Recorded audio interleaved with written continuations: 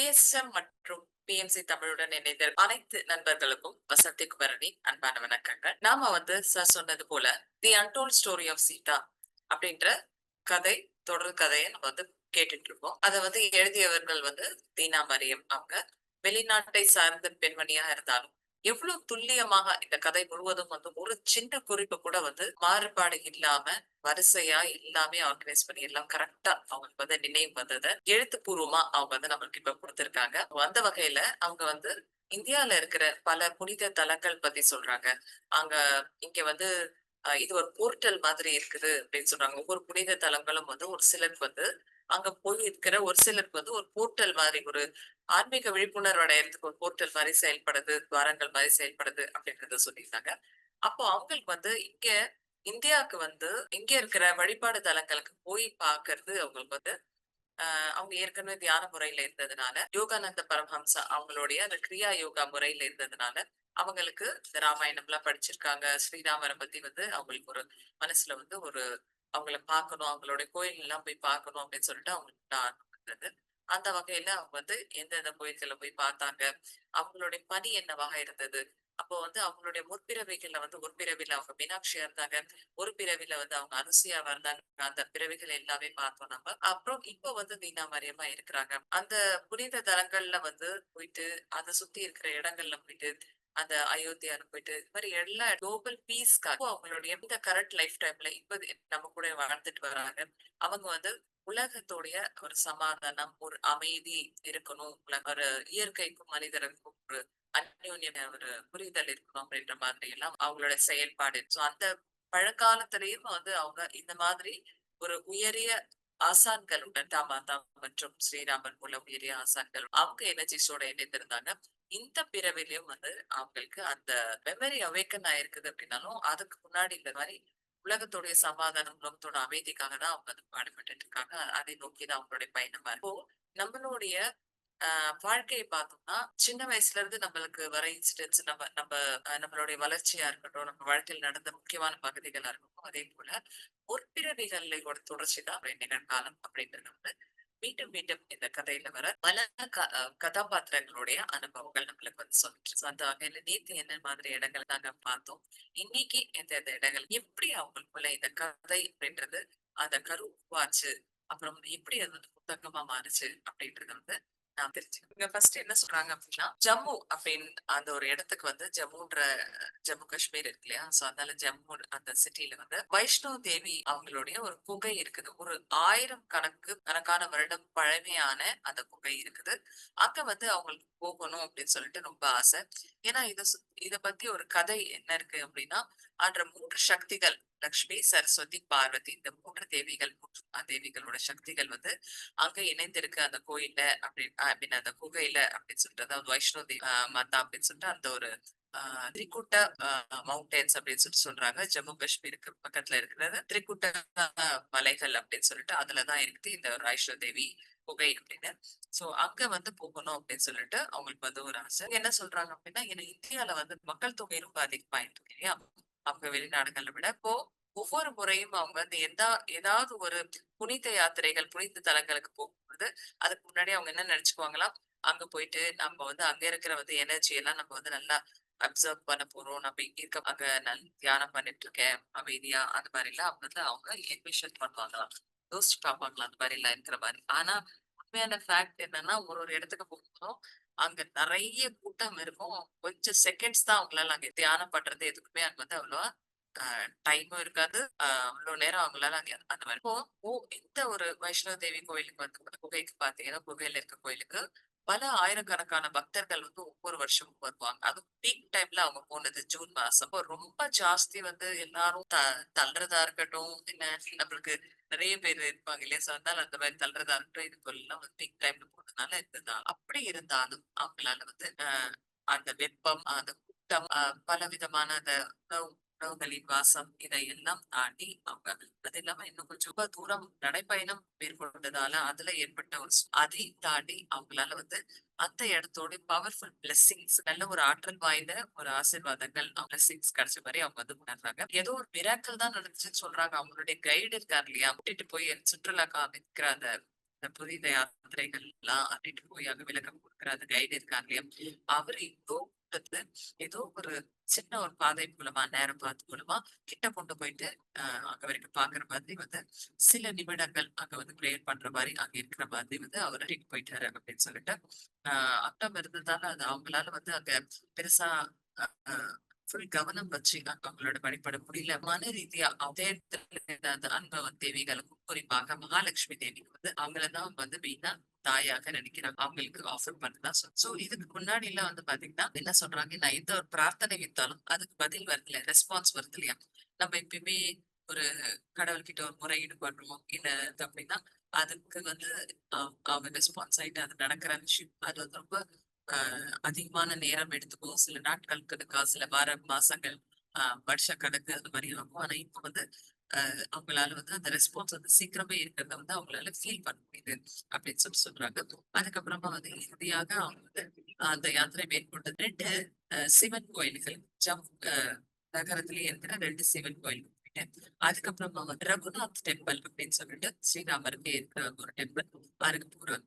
அங்க வந்து அவங்களுக்கு வந்து அந்த ரகுநாத் டெம்பிள்ல வந்து நல்ல ஒரு இந்தியாலயே வந்து ரொம்ப பெரிய ஒரு கோயில் லார்ட் ராமருக்கு அப்படின்னு சொல்லிட்டு இப்ப ரீசெண்டா நம்ம பிரதமர் அவர்கள் கட்டிய முயற்சியால கட்டப்பட்ட சோ இப்ப இதுல வந்து பாத்தீங்கன்னா இல்ல இது முதல்ல எழுதின புத்தகம் இப்ப ரீசெண்டா நடந்த நடிகை எழுதினப்ப அதனால அந்த ஒரு காலத்துக்கு வித்தியாசம் ரொம்ப கட்டப்படி இருக்கிறதுனால அந்த ரகுநாத் டெம்பிள் வந்து பாத்தீங்கன்னா அது ரொம்ப கம்மியான பீப்புள் தான் மக்கள் தான் வந்து அங்க வந்து வர்றாங்க அப்படின்னு சொல்றாங்க ஏன்னா இவங்க போயிருந்த அந்த கொஞ்சம் பேர் சேர்ந்து போயிருந்தாங்க இல்லையா? அவங்களுக்கு வந்து ரொம்ப நேரம் அந்த டைம் ஸ்பெண்ட் பண்ண முடிஞ்சது. ரொம்ப தள்ளுக்குள்ள இல்லாம நல்ல ஒரு சுவாமி தரிசனம் கிடைச்சது. அவங்களால பார்க்க முடிஞ்சது. அங்க மெடிடேஷன் பண்ண முடிஞ்சது. செய்ய முடிஞ்சது அப்படின்னு சொல்லி சொன்னாங்க. ஆனா இங்க வந்து பெருசா அவங்களுக்கு ஈர்ப்பு எதுவும் ஏற்படல. அவங்க மனம் எல்லாம் வந்து அந்த காஷ்மீர்ல பார்த்த அந்த சிவன் கோயில் அந்த ஒரு ஆற்றலோடய தான் இணைந்திருந்தது. அவங்க அங்கதான் அந்த ஆள் தான் அவங்க மனசுல போயிட்டு இருக்கே தவிர இந்த ஒரு இடத்துல தியானம் பண்ணாலும் நிறைய நேரம் கிடைச்சாலும் அவங்களுக்கு பெருசா இங்கே ஈடுபாடு வரல அப்படின்ற மாதிரி சொல்றாங்க. அதுக்கப்புறம் ஆனா என்ன ஆயிடுச்சு அப்படின்னா, அந்த எதிர்பார்ப்பு எதுவும் இல்லாம தான் வந்தாங்க இந்த கோயில். ஏன்னா கம்மியாவே தான் இருக்காது. அந்த எனர்ஜி இங்க இருக்கா அப்படின்றது தெரியாத ஒரு நிலையில இருந்தாங்க. ஆனா என்ன ஆச்சு அப்படின்னா, அவங்க ஸ்ரீராமர் மற்றும் சீதா சிலைக்கு முன்னாடி விழுந்து வணங்குறாங்க இல்லையா? கீழே குனிஞ்சு அவங்க நெற்றி கீழே வணங்கி அது என்ன ஆயிடுச்சு வேற ஏதோ உலகங்கள்ல அவங்க ரொம்ப ரொம்ப ஏன்ஷியன்ட் பழசு லைஃப் போன மாதிரி அவங்க அது வந்து அவங்க எவ்வளோ நேரம் அந்த சிலை முன்னாடி கோயிலுக்கு முன்னாடி அந்த சிலைகளுக்கு முன்னாடி பிரணாம் பண்ணிட்டு இருக்காங்க பண்ணிட்டு இருக்காங்க அப்படின்றது அவங்களுக்கு தெரியல ஏதோ வருடக்கணக்கான காலம் அப்படியே இந்த மாதிரி அவங்க உணர்வு ஆனா சில நொடிகள் தான் அவங்க அங்க இருந்திருக்காங்க நேரம் வருஷக்கணக்கான நேரம் வந்து மாதிரி அதுக்கப்புறம் வந்து அவங்க நிகழ்கால சுயநினைவுக்கு வராங்க அங்க இருந்து எடுத்து அதுக்கப்புறம் அவங்களால பேசுனா அவங்களுக்கு உணர்வு ஏற்பட்டது உடல்ல அப்படின்றது அவங்களால விவரிக்க முடியல அது வந்து அனலைஸ் பண்ண மாதிரி ஆச்சு அப்படின்றது தெரியல. ஏதோ என்னுடைய ஒரு பகுதி எங்கன்றது பிரிஞ்சே இருக்கிற தொலைவில் இருக்கிற மாதிரி உணர்வு வந்ததாங்க அவங்களுடைய கான்சியஸ்னஸ் ரெண்டா ஸ்பிரிட் ஆனா கூட இருக்கிற மாதிரி அப்படின்னு அவங்களுக்கு தோணுச்சு. அதுக்கப்புறம் வந்து அவங்க இரவு நேரத்துல வந்து வந்து உட்கார்ந்துட்டு யோசிக்கிறாங்க என்ன நடந்தது அப்படின்னு சொல்லிட்டு சோ அப்போ வந்து அந்த வைஷ்ணவ தேவி கோயிலுக்கு போயிருந்தாங்கல்ல அங்க வந்து கிடைச்ச தேவிகளோட பிளஸிங்னால அவங்க போயிருந்த அந்த தேவிகளோட பிளஸிங் அதனாலதான் இந்த மாதிரி ஒரு அனுபவப்பட்டது அப்படின்னு சொல்லிட்டு அவங்களுக்கு தோணுது. அதுக்கப்புறம் வந்து அந்த காலத்து நினைவுகள்லாம் சின்ன குழந்தையாக ஸ்ரீராமன் முன்னாடி நின்றுட்டு இருக்கிறது அதுக்கப்புறம் வந்து அவர் சொல்றாரு இல்லையா அவருடைய காலத்தை பத்தி அவர் சொல்றது எல்லாமே வந்து அவங்க அதுக்கப்புறம் அவங்க என்ன சொல்றாங்கன்னா சீதா மாதா தான் ஸ்ரீராமரோட இந்த தரிசனம் கிடைக்கிறதுக்கு உதவி பண்ணியிருப்பாங்க அப்புறம் நம்மளை விட அதிகமான ஒரு எனர்ஜிஸ் நமக்குள்ள வருது அப்படின்னா அதை வந்து ப்ராசஸிங் பண்றது கொஞ்சம் டைம் எடுக்குது அந்த நேரம் வரைக்கும் அவங்களால வந்து இதுக்கு முன்னாடி அவங்களுக்கு ஏற்பட்ட அனுபவம் வந்து கொஞ்சம் நேரம் அவங்களால பேச முடியலன்னு சொல்றாங்க இப்போ வந்து அவங்க சொல்றாங்க நெக்ஸ்ட் ஃபியூ டேஸ்க்கு சில நாட்களுக்கு என்னால ஒண்ணுமே பேசவே முடியல அங்கத்தெல்லாம் இருந்த மாதிரி அவங்களுக்கு வந்து ரொம்ப அந்த ஒரு அவங்களுக்கு வந்து அந்த ஒரு பேசுறதுக்கே என்ன பேசுறது எப்படி அதை சொல்றது என்ன பண்றது அப்படின்னு தெரியாத மாதிரி அதுக்கப்புறம் வந்து அந்த அப்புறமா அவங்க வந்து நியூயார்க் வெளிநாட்டை சேர்ந்தவங்க அப்படின்றதுனால நியூயார்க் சிட்டி போனதுக்கு அப்புறம் கிட்டத்தட்ட 7 மாதங்கள் பிறகு வந்து இது இது வந்து இந்த நினைவுகள் அவங்களுக்கு வந்துட்டே இருக்குது. அவங்களுக்கு வந்து கடந்த காலம் ஞாபகத்தே இருக்குது. அவங்களுக்கு வந்து ஒரு டீப்பான ஒரு அன்பான ஒரு அட்டாச்மெண்ட். ஏற்கனவே அவங்க வந்து ராமாயணம் பத்தி கேட்டுட்டு இருந்ததுனால, அது அவங்களுடைய ஒரு ஃபவுண்டேஷன் மாதிரி அந்த கதைய பத்தி அந்த கேரக்டர்ஸ் இருக்கிறதுக்காக, அதுலருந்து அவங்களுக்கு வந்து ஸ்ரீராமர் மேல வந்து ரொம்ப அன்பு வருது. ஆனா வந்து சீதா மாதா மேல வந்து அவ்ளோ பெரிய இம்ப்ரஷன் இல்ல அவங்களுக்கு. ஆ மிதிலை பத்தியோ எந்த வகையிலயும் அவங்க பெருசா ஈர்ப்பில்ல. அது ராமாயணம் படிச்சாங்க. ஆனா திடீர்னு இப்ப வந்து பார்த்தா அனுபவங்கள்லாம் ஏற்பட்டு அவங்களுக்குள்ள டீப்பான ஒரு அன்பு வந்ததா, டீப் லவ் வந்ததா, இந்த ஏக்கம் இருக்கிறத அவங்களால உணர முடிஞ்சுது. அவங்க மனசுல வந்து அப்படியே ஒரு மாரி அவங்க வந்து அப்படியே அதுக்கான அந்த மிதிலைக்கு போக வேண்டும் அப்படின்ற ஒரு எண்ணம் அதிகமா இருந்தது. அது மட்டும் இல்லாம ஜனக பாபா மற்றும் சீதா மாதாவுடைய ஏதோ பர்சனல் கனெக்ஷன் இருக்கிற மாதிரி அவங்களுக்கு வந்து அந்த தோணுது. அந்த மெமரி அதெல்லாம் அவங்களுக்கு வருது.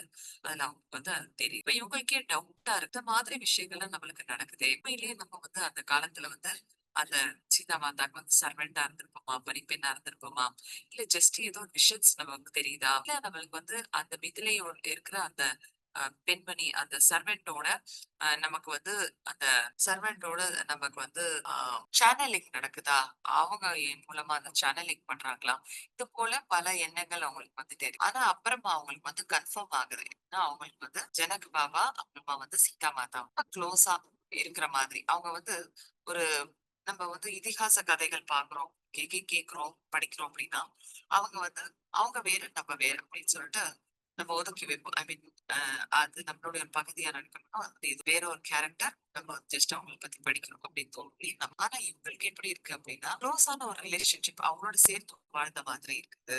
அது வந்து அவங்களுடைய உலகத்தோட ஒரு பகுதி மாதிரி, அவங்களுடைய கான்சியஸ்னஸோட ஒரு பகுதி மாதிரி இருக்குது அப்படின்னு சொல்லி அவங்க வந்து ரொம்ப உயரிய மாஸ்டர்கள். அவங்க இன்னும் கூட இந்த பிரபஞ்சத்தோடைய நன்மைக்காக அவங்க வந்து செயல்பட்டுட்டு இருக்காங்க அப்படின்னு சொல்லி சொல்றாங்க.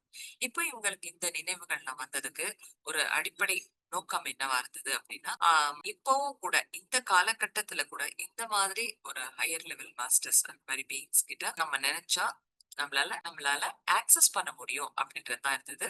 அதுக்கப்புறம் வந்து இந்த கதையை வந்து அவங்களுக்குள்ள அந்த ப்ராசஸிங் நடந்து அதை புரிஞ்சுக்கிட்டு அவங்க வந்து அதை எழுதுறதுக்கு இதெல்லாம் வந்து மாசக்கணக்கான நாட்கள் மாசக்கணக்கா ஆச்சு அவங்களுக்கு அப்படின்னு சொல்லிட்டு சொல்றாங்க. அவங்களுடைய ஒரு பகுதி வந்து மீனாட்சியாக இருந்ததை வந்து அவங்க அப்படியே உணர்ந்துட்டே வராங்க. அந்த காலத்து கட்டத்துல வந்து ஒரு பணிப்பெண்ணாக இருக்கிறது அப்படின்றது ஒரு கௌரவமான ஒரு பதவிதான். ஒரு அரண்மனையில இருக்கிற மகாராஜாவும் மகாராணியும் அவங்களுக்கு எல்லாம் வந்து சேவை செய்யறது ரொம்ப ஒரு பெரிய உயரிய பதவியா தான் நினைக்கப்பட்டது. அப்போ இந்த ரோல் அந்த ஒரு வேலைக்காரியாக இருக்கிற அந்த ரோல் வந்து இருக்கிறதுனால நமக்கு வந்து அந்த பணிவு வருது. ஒரு சமர்ப்பணமா டெடிகேட்டடா நம்மளுக்கு இருக்குது. அப்ப செல்ஃப்லெஸ்னஸ் நம்மளுக்கு எந்த வகையான சுயநலம் இல்லாத அந்த ஒரு தன்மை இருக்குது அப்படின்னு சொல்லி சொல்றாங்க. இது நம்மளோட ஆன்மீக வளர்ச்சிக்கு நம்ம கத்துக்க வேண்டிய பாடங்கள் ரொம்பவும் ஹெல்ப்ஃபுல்லா இருக்குது. நம்ம வந்து இதுக்கப்புறம் வர காலங்கள்ல அதை மறக்காத மாதிரி நமக்கு வந்து இருக்கக்கூடும். நம்மளுடைய ஆன்மீக வளர்ச்சி வந்து ரொம்ப துரிதம் அடைகிறது அப்படின்னு சொல்லிட்டு அவங்க அதுக்கப்புறம் வந்து நம்மளுடைய இந்த யுகங்கள் அப்படின்றத பார்த்தோம் அப்படின்னா, இந்த மேலைய நாடுகள்கள் என்னன்னா ஒரு லீனியர் லைன் மாதிரி பார்ப்பாங்க. அதாவது முந்தைய காலம், இப்போதைய காலம், எதிர்காலம் லைன் மாதிரி கோடு மாதிரி அவங்க வந்து பார்ப்பாங்க. முடிஞ்சது முடிஞ்சிருச்சு அப்படின்ற மாதிரி. ஆனா இப்ப என்ன சொல்றாங்கன்னா, பண்டைய ஈஸ்டர்ன் மாஸ்டர்ஸ் அப்படின்னா தெற்கத்திய நம்மளுடைய ஈஸ்டர்ன் பீப்புள் நம்ம நம்ம கலாச்சாரத்தை சேர்ந்தவங்க. அவங்க வந்து டைம வந்து அதாவது காலத்த வந்து ஒரு சக்கரம் மாதிரி பாக்குறாங்க. ஒரு சைக்கிளிக்கா பாக்குறாங்க. லீனியரா பார்க்காம அப்படின்னு சொல்றாங்க. சோ இந்த மொத்தத்துல வந்து இந்த யுகத்துல வந்து பாத்தீங்கன்னா, மொத்தமா இங்க ஸ்டார்ட் பண்ணி, அதாவது இங்க சத்தியயுகம் இங்க ஸ்டார்ட் பண்ணி, அப்படியே வந்து இப்படி போயிது டிசெண்டிங் ஆர்க் அப்படின்னு சொல்றது. இது வரைக்கும் கலியுகம். இங்க இருந்து இப்படி வந்து அசெண்டிங் ஆர்க் மறுபடியும் மேல் நோக்கி சோ இப்படி அப்படின்னு சொல்லிட்டு அதை சுழிச்சு இருக்குது. அப்போ இதுல வந்து ஆக மொத்தம் இங்க இருந்து மறுபடியும் ஃபுல் அந்த சர்க்கிள் கம்ப்ளீட் ஆயிட்டு இங்க வர்றதுக்கு வந்து 24,000 ஆண்டுகள் ஆகுது அப்படின்னு சொல்றாங்க. அதுல வந்து இங்க சத்தியயுகம் வந்து லாங்கஸ்ட். இந்த சத்தியயுகம் பாத்தீங்கன்னா மத்த நாட்கள் மத்த யுகங்கள் கொஞ்சம் கொஞ்சம் குறைவா இருக்கு. சத்தியயுகம் வந்து இங்க பாத்தீங்கன்னா 6,700 போட்டிருக்காங்க. திரேதா யுகம் இருக்காங்க. துவாபர யுகம் 700 போட்டிருக்காங்க. அதுக்கப்புறம் இதெல்லாம் ஏடி. சோ இது வரைக்கும் வந்து பிசியா இருக்கு. அதுக்கப்புறம் கலியுகம் வந்து 500 ஏடி. அப்புறம் துவாபர யுகம் வந்து மறுபடியும் இங்க பாருங்க, இங்க துவாபர யுகம் இருக்கு, இங்க திரேதா யுகம் திரேதா யுகம், இங்க சத்தியயுகம், இந்த சத்தியயுகம். சோ என்ன இங்க சிமெட்ரிக்கலா இருக்கு. அது டிக்ளைன் ஆயிட்டு மறுபடியும் இப்படியே போகுது. சோ நம்ம இப்போ இந்த இந்த கோடு கிழிச்சிருக்காங்க பாருங்க இங்க. சோ இதுதான் வந்து பிரசன்ட் டே அப்படின்னு சொல்றாங்க. இப்பத்திய நம்ம இருக்கிற காலம் அப்படின்றாங்க. நம்ம கலியுகத்த தாண்டி துவாபர யுகத்துக்கு வந்துட்டோம் அப்படின்ற மாரி சொல்றாங்க. இது வந்து ஒரு இது வந்து 1700 ஏடி இருக்குது. அத்தன வருஷங்கள் இருக்கு. அதுக்கப்புறம் திரேதா 4100 இயர்ஸ். அதுக்கப்புறம் சத்தியுகம் வந்து 7700 இயர்ஸ். ஸோ இந்த மாதிரி ஃபுல்லா சக்கரம் இருக்குது அப்படின்னு சொல்றாங்க. இந்த ஒரு யுகத்துக்கும் இருக்கிற ஒரு சிறப்பு தன்மையும் இருக்குது. இந்த சத்திய யுகம் ஆக்சுவலா வந்து இந்த யுகம் எத பேஸ் பண்ணியிருக்கு அப்படின்னா, நம்மளுடைய சோலார் சிஸ்டம் இருக்கு இல்லையா? அது வந்து அந்த சூரிய குடும்பம் இருக்கு இல்லையா? அது வந்து ஒரு மிகப்பெரிய விண்மீன் மண்டலம். அதாவது கேலக்சின்னு சொல்றாங்கல்ல, அதோடைய ஒரு பகுதியா இருக்கு அதுக்குள்ள.